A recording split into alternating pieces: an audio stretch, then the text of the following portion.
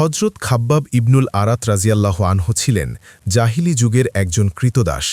তাকে কিনেছিল মক্কার এক মুশরিক নারী উম্মে আনমার। তিনি পেশায় ছিলেন কামার, অর্থাৎ লোহার কাজ করতেন।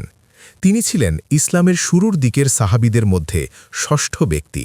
তিনি প্রকাশ্যে ইসলাম গ্রহণের ঘোষণা দিয়েছিলেন, যা মক্কার কাফেরদের সহ্য হল না।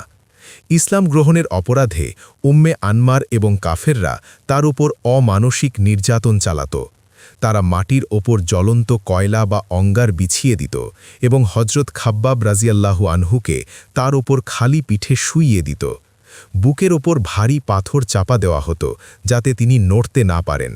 তার পিঠের চামড়া ও চর্বি গলে গিয়ে সেই আগুন নিভে যেত, তবুও তিনি ঈমান ছাড়তেন না।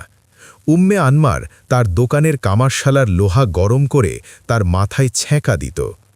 একদিন খাব্বাব রাজিয়াল্লাহু আনহু রাসূলুল্লাহ সাল্লাল্লাহু আলাইহি ওয়াসাল্লামের কাছে গিয়ে তার কষ্টের কথা জানিয়ে দোয়া চাইলেন।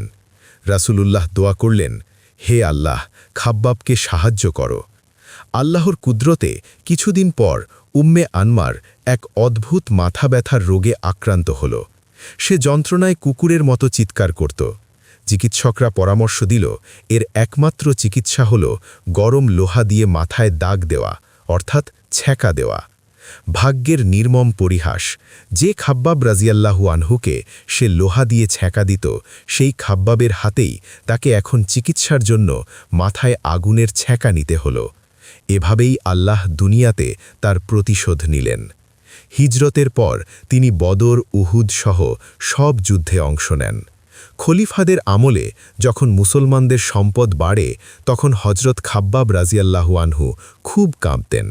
তিনি তার জমানো 40,000 দিরহাম দেখিয়ে বলতেন, হায়, আমার বন্ধুরা হজরত মুসাব ও হামজা রাজিয়াল্লাহু আনহু খালি হাতে দুনিয়া থেকে বিদায় নিয়েছেন।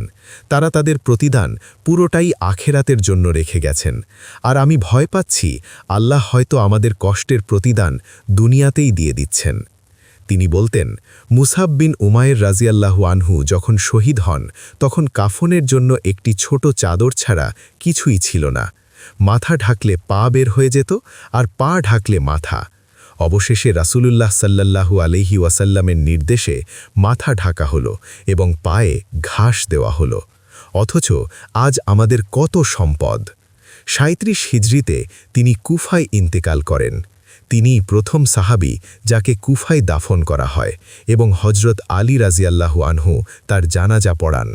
সূত্র উজদুল কাবাহ, সহি বুখারী, তাবাকাত ইবনে সাদ।